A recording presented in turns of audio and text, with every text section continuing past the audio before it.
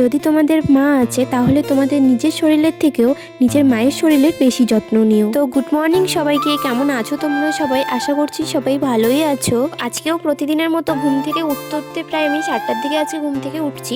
উঠে আমি এখন দুধ মুড়ি খাচ্ছি, যা যা কাজ ছিল সব কমপ্লিট করে। তো আগে আমি রান্না বান্না কমপ্লিট করে রেখে দিলাম, তারপর ভাবলাম যে এখন আমি পুরো বাড়িটাকে মুছবো। তোমরা তো জানো যে আমরা যে ঘরগুলোতে থাকি সেগুলো হলো মাটির, যেগুলো আমাকে প্রায় মুছতে হয়।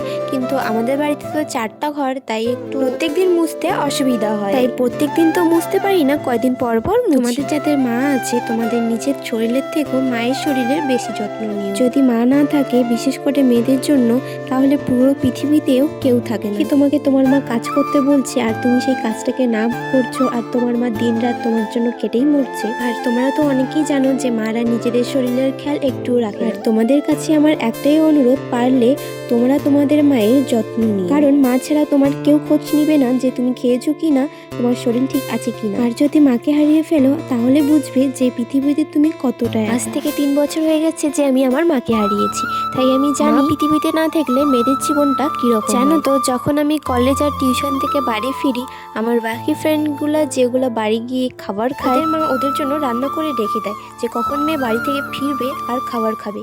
আর আমি আমার বাড়িতে এসে রান্না করি, তারপরে গিয়ে খাই। মায়ের মতো আমার জন্য কেউ অপেক্ষা করে না যে কখন মেয়ে বাড়িতে আসবে। তাই বলছি, মায়ের যত্ন নিও। পারলে নিজের শরীরের কথা না ভেবে নিজের মায়ের কথা ভাবো। তোমাদের সাথে অনেকগুলো কথাই শেয়ার করে ফেললাম, হয়তো কারো কারো এগুলো জ্ঞান দেওয়াও মনে হতে পারে। যে হারিয়ে ফেলে সে তো আর ফিরে পায় না, তাই সেই যা সব কাজ গুছিয়ে ভাত খেলাম। সো আজকের ভিডিওটা এই পর্যন্ত। কেমন লাগলো কমেন্টে জানিয়ে। ততক্ষণের জন্য সবাই ভালো থেকো, সুস্থ থেকো। দেখা হচ্ছে অন্য কোনো একটা ভিডিওতে।